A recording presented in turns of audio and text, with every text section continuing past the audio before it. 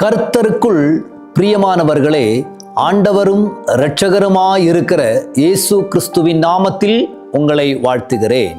இந்த நல்ல காலை நேரத்தில் தேவ வார்த்தையோடு உங்களை சந்திப்பதில் நான் மிக்க மகிழ்ச்சியாயிருக்கிறேன்.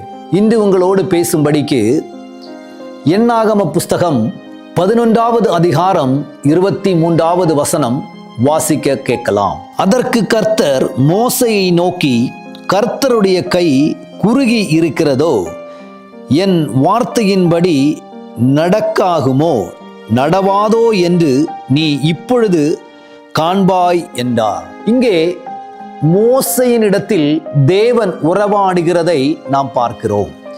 இஸ்ரவேல் ஜனம் எகிப்திலிருந்து கடந்து வரும் பொழுது, வனாந்தர வழியாக கடந்து வரும் பொழுது, அவர்கள் இறைச்சி சாப்பிடுவதற்காக அவர்கள் ஆசைப்பட்டார்கள்.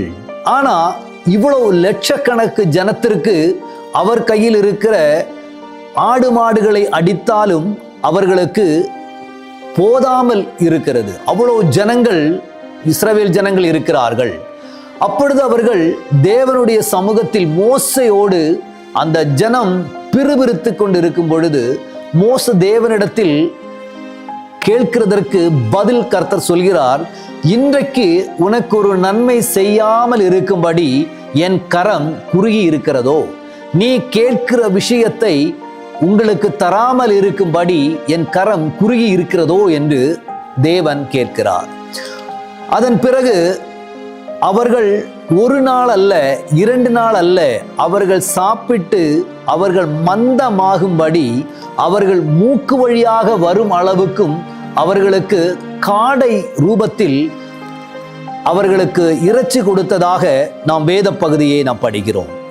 ஆம் பிரியமானவர்களே, இவர்களுக்கு கடலில் கிடக்கிற திமிங்கலத்தின் தலையை உடைத்து தேவன் இவர்களுக்கு காடப்பட்சியின் ரூபத்தில் இவர்களுக்கு அந்த இறைச்சியை கர்த்தர் கொண்டு கொடுக்கிறார்.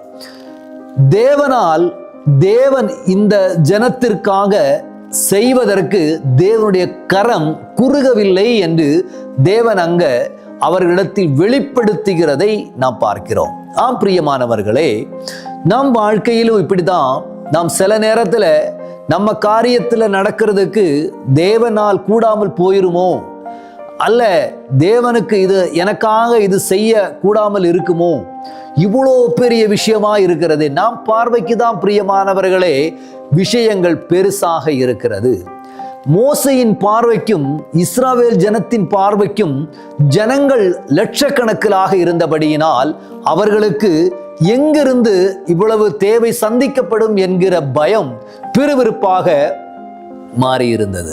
ஆனால் கர்த்தர் அவர்களுக்கு தேவைக்கும் அதிகமாக கொடுத்து அவர்களை திருப்திப்படுத்தினார்.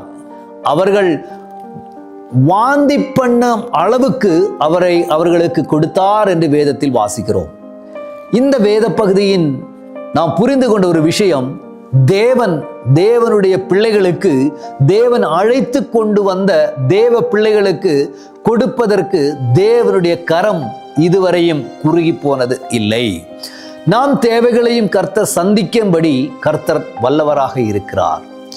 தேவனுடைய சமூகத்தில் நாம் பிறுவிறுக்காமல் நாம் தேவைகளை கர்த்தரிடத்தில் சொல்லுவோமானால் தேவன் நம்மை எல்லா ஆசீர்வாதங்களாலும் நடத்தும்படி தேவன் போதுமானவராக இருக்கிறார். இன்னைக்கு தேவன் தான் உங்களை அழைத்தாரு, தேவன் தான் உங்களை கொண்டு வந்து வைத்திருக்கிறாரு என்று நீங்கள் விசுவசிப்பீர்களானால் உங்கள் தேவைகளும் உங்கள் காரியங்களிலும் கர்த்தர் நேர்த்தியாய் நடத்த வல்லவராக இருக்கிறார். பிரியமானவர்களே, நான் உங்களுக்காக ஜெபிக்கிறேன். உங்கள் காரியங்களை கர்த்தர் எடுத்து நடத்துவாராக.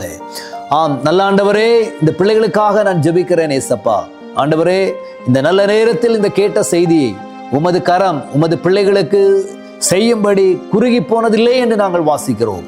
அந்த வார்த்தையின்படி உமது பிள்ளைகளுக்கு நீர் அற்புதத்தை செய்யும்படிக்காக, தேவைகளை சந்திக்கும்படிக்காக நான் ஜெபிக்கிறேன். என் கர்த்தர் அப்படி செய்வதற்காக நன்றி. இயேசுவின் நாமத்தில் எங்கள் பிதாவே, ஆமென். God bless you. கர்த்தர் உங்களை ஆசீர்வதிப்பாராக.